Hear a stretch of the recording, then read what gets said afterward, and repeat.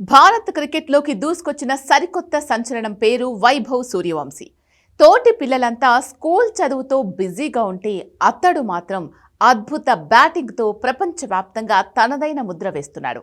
14 ఏళ్ల వయసుకే ఇప్పటికే 6 దేశాల్లో 6 సెంచరీలు చేసి మరో మాస్టర్ బ్లాస్టర్గా నీరాజనాలు అందుకుంటున్నాడు.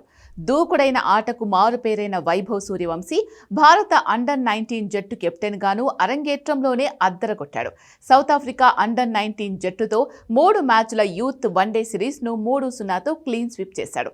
ఆఖరి వన్డేలో విధ్వంసకర శతకం బాది మరోసారి తన ప్రతిభను నిరూపించుకున్నాడు. చెన్నై వేదికగా 2024లో ఆస్ట్రేలియా అండర్-19 జట్టుతో యూత్ టెస్ట్లో శతకొట్టిన వైభవ్ ఐపీఎల్ 2025లో రాజస్థాన్ రాయల్స్ తరపున గుజరాత్ టైటాన్స్ పై సెంచరీ సాధించాడు.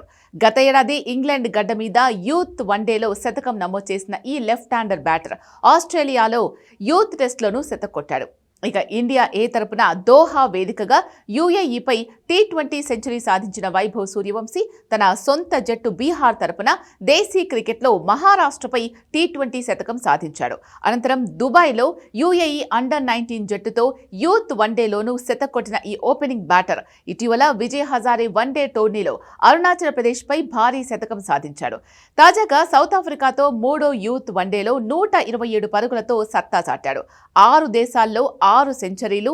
ఇలా Bharat, England, Australia, Qatar, UAE, south Africa దేశాల్లో సెంచరీలు చేసి తాను ఎక్కడైనా బ్యాట్తో అదరగొడతాను అని నిరూపించుకున్నాడు. ఈ నేపథ్యంలో త్వరలోనే వైభవ్ టీమిండియాలో అరంగేట్రం చేయడం ఖాయమనే అభిప్రాయాలు వ్యక్తమవుతున్నాయి. అతని బ్యాటింగ్ పై మాజీ క్రికెటర్లు ప్రశంసలు కురిపిస్తున్నారు.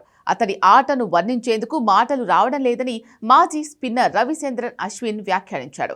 రానున్న అండర్-19 వరల్డ్ కప్ 2026లో అతడే కీలకం కాబోతున్నాడని అంచనా వేశాడు.